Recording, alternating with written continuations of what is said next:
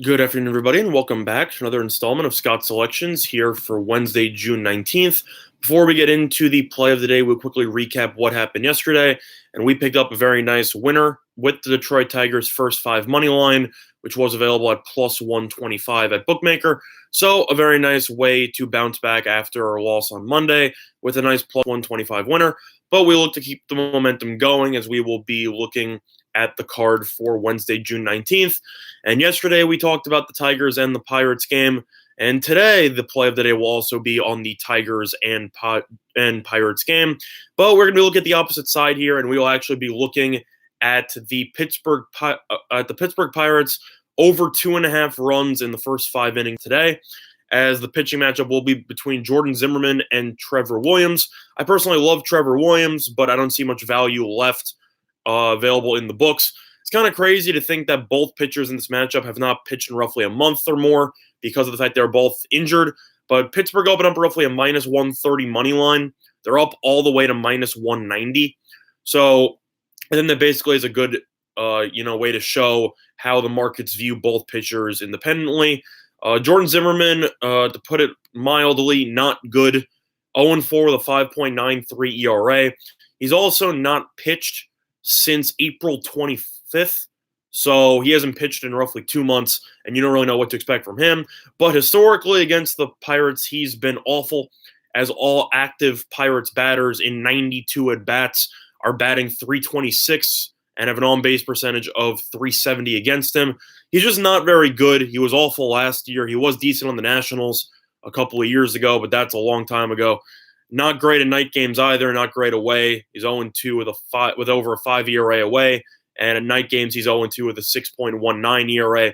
He's just not very good. And the Pirates, even though they did lose yesterday to the Tigers, they were able to come back in that game after trailing by a couple runs.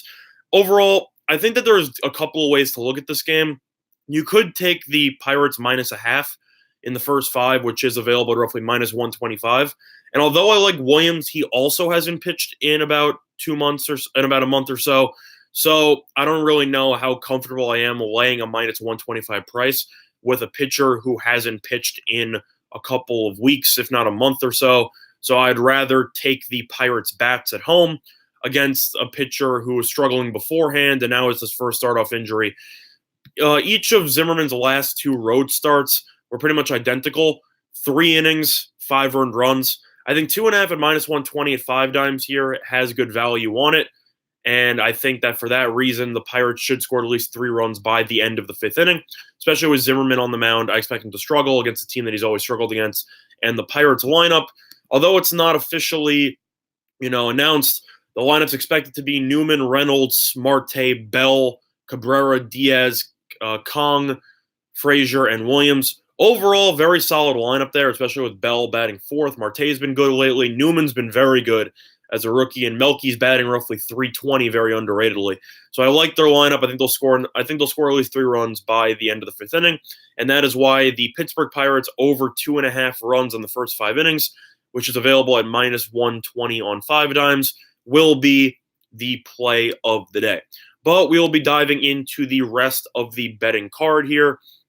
And a couple of games already started, and I'll apologize for that as my New York Yankees have gotten out to a very nice 6-0 lead on Blake Snell after scoring 6 runs in the first inning. But that being said, we're going to dive into the rest of the card. First game that we're going to talk about is in about an hour between the Athletics and the Orioles. You have Yacobonis versus Bassett. A lot of money's coming on Oakland. I have to lean to the over 9.5 there. Yacobonis is relative unknown. I personally never heard of him before he was making the start. Bassett's been pretty solid this season, 3-3 with a 3.68 ERA. But Oakland at home, they have been playing well lately. Baltimore's still terrible, and their bullpen still stinks. I'll lean to the over 9.5. Based on the fact that I don't really know who Yacobonis is, and the fact that Bassett's okay, not amazing, and the fact that both teams have awful bullpens, I have to lean to the over 9.5 there. Moving on, you have the Brewers versus the Padres. Brewers have been terrible lately over the past week or so, where the Padres have actually looked pretty solid, especially pitching-wise over the last 2 days. They've completely shut down this Brewers offense. I will lean to the Padres in that one. I will also lean to the under 8.5. Until I see the Brewers actually hit the ball for a complete game, I'm not going to bet them on overs because they've been awful hitting the ball for the last week. And in Petco Park, I'd have to lean to the under. Moving on, you have the Royals versus the Mariners with Gonzalez versus Keller. I actually lean to the Royals in this one. Gonzalez has been pretty solid this season with a 7-6 record, but the Mariners, especially without Encarnacion in the lineup because he's been traded, they don't have the same offensive firepower, and their pitching is still inconsistent, especially with its bullpen blowing leads late in games. The Royals, even though they're not a great team by any means, have actually played better over the last week or two, and they did win the first game of the series very comfortably with a Whit Merrifield home run and some of those people. Mondesi starting to heat up, Soler starting to heat up. I definitely like the way that they've played over the last couple of weeks. Do I think the Royals are a good team? No, but I think they're better than the Mariners at this point in time, and for that reason, I would have to lean to them at a very small plus 110, plus 115 price. So I will lean to the Royals on that one.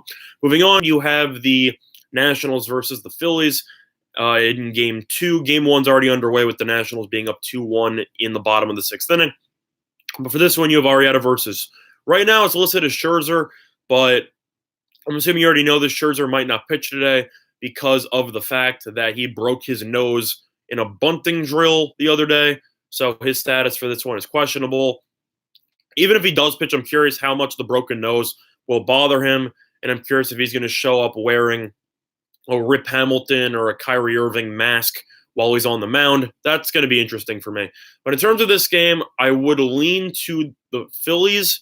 And the only reason why I'm leaning to the Phillies is because I'm simply just not sure if Scherzer's actually going to pitch.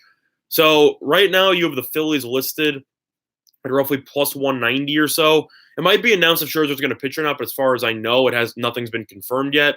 So I would simply just take the Phillies on the money line and leave it open to action. And that way, even if Scherzer does not pitch, then you simply have Philly as a plus 190 underdog there. And I think there is value on that. So I will lean to the Phillies in that one. Even if Scherzer does pitch, I still like Arrieta. He's still a great pitcher. And the Nationals bullpen can blow a lead by themselves. So I think that there's value on Philly, and I'll lean to Philly in that one. Moving on, you have the Pirates and the Tigers. I already gave my play of the day, but I'll give out my leans for the actual game. I will lean to the over 9, and I will lean on the Pirates first 5 minus a half, as I just think Zimmerman's going to pitch terribly. I know that Williams is also coming off the injured list, so I don't really know what he's going to do, but I definitely like him more than Zimmerman as a pitcher. I think Trevor Williams is one of the most underrated pitchers in the league. But I think both pitchers will struggle. I think they'll both be on a pitch count. I think both should go roughly 5 or 6 innings before the bullpens take over. And both these teams' bullpens are not very good, so I'll lean to the over 9. And I think Pittsburgh should win this game pretty easily. Lean to Pittsburgh there. Moving on, you have the Angels versus the Blue Jays with Heaney versus Sanchez. A lot of money's poured in on the Angels, up from minus 145 to roughly minus 175. Makes sense to me. We were right about the Angels yesterday getting the job done against Toronto. And for me, I'm going to have to lean to the Angels again.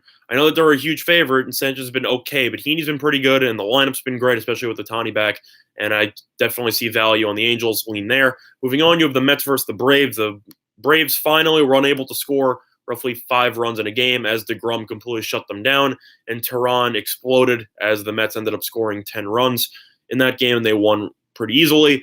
But in terms of this game, you have Mats versus Fried. I'd have to lean to the over 10. Fried's been pretty good. Mats has been inconsistent, but he's been pretty solid overall. Braves lineup, though, has been great. Mets lineup woke up. I simply will ignore what happened yesterday with the Braves lineup because of the fact they were facing arguably the best pitcher in the entire league in Jacob deGrom. So I'm going to let that pass. I think they'll wake up today again. I'll lean to the over 10. Moving on, you have the White Sox versus the Cubs. I have to lean to the White Sox first 5 on the money line here. And the main reason why I'm going to be leaning there is because of the fact that Giolito is probably the favorite to win the AL Cy Young, if not Verlander. He's been unbelievable.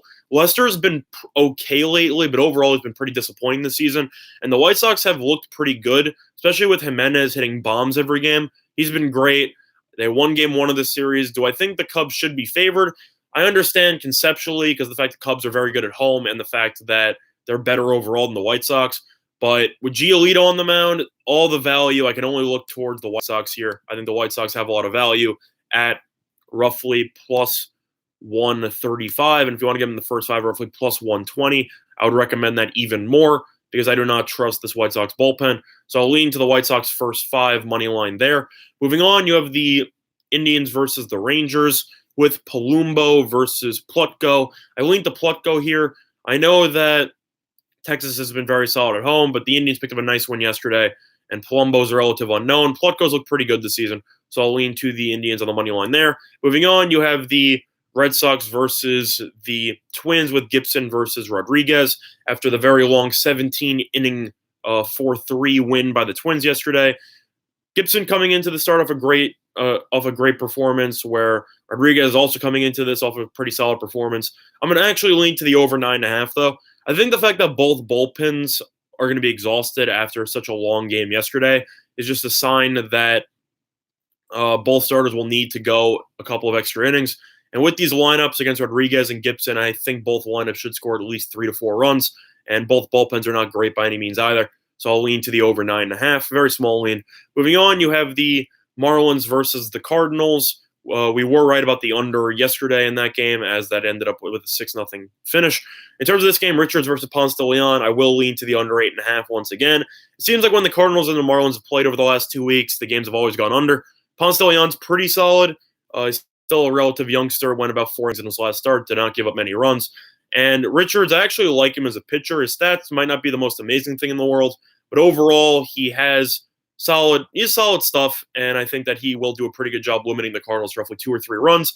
I see this game ending up somewhere in the realm of 4-2, 4-3. I think 8.5 is too high. I'll lean to the under there. Moving on, you have the Rockies versus the Diamondbacks with Gray versus Greinke. I lean to Greinke, obviously. Gray simply has been average this season, where Greinke is a fringe NL Cy Young candidate. I mean, right now it's obviously going to Ryu with the Dodgers, but he's still been fantastic. So I will lean to the Diamondbacks there. And moving on, you have the Giants versus the Dodgers, and I will have to lean to the Dodgers team total over here. I know that Pomeranz has been pretty solid in his last 2 starts, but overall, Dodgers are simply the better team. I don't like Pomeranz overall, especially on the road against the Dodgers here. Dodgers have not looked good over the last couple of games against the Giants. I think they'll try to get it together, and I think they'll try to make a statement in this one. So I'll lean to the Dodgers winning comfortably, and I will lean to the Dodgers team total over. Quick question from Pierre. Do I think the Cubs-Sox game will go over or under in 1.5? In terms of that game, it really depends on the weather at Wrigley. And I think that, the weather's blowing in by about 13 miles an hour. So I'd have to lean to the under in those games, especially just the fact that it's Wrigley Field. The reason why the line itself is at 7 is because of the wind and because of the fact that Giolito's on the mound. So for me, I'll lean to the first 5 under. I definitely wouldn't want the full game under because the Cubs bullpen has been inconsistent and the White Sox bullpen's not great. But Giolito has been fantastic. Lester's been good enough. I'll lean to the first 5 under in that game, and I will look to personally pass on the over. But I think the best value in that game will be on the White Sox money line in the first 5 innings with Giolito on the mound. But the play of the day will be on the Pittsburgh Pirates over 2.5 runs in the first 5 innings, which is available at minus 120 on 5 dimes. Before we conclude today's video, quick reminder of our sponsor, PointsBet, online sportsbook in New Jersey. They have a great deal for new members. Up to 2 risk-free bets of up to $1,000. So if you end up betting $1,000 twice on 2 separate games and you end up losing, you get your money back and don't have to worry about making up a $2,000 deficit. Definitely a great deal. You're basically gambling with literal house money, and that is definitely a promo that new members should look to take advantage of. But with that being said, that's going to do it for this installment of Scott's Selections here for Wednesday, June 19th. And good luck to all of you and your respective bets today. Bye, everyone.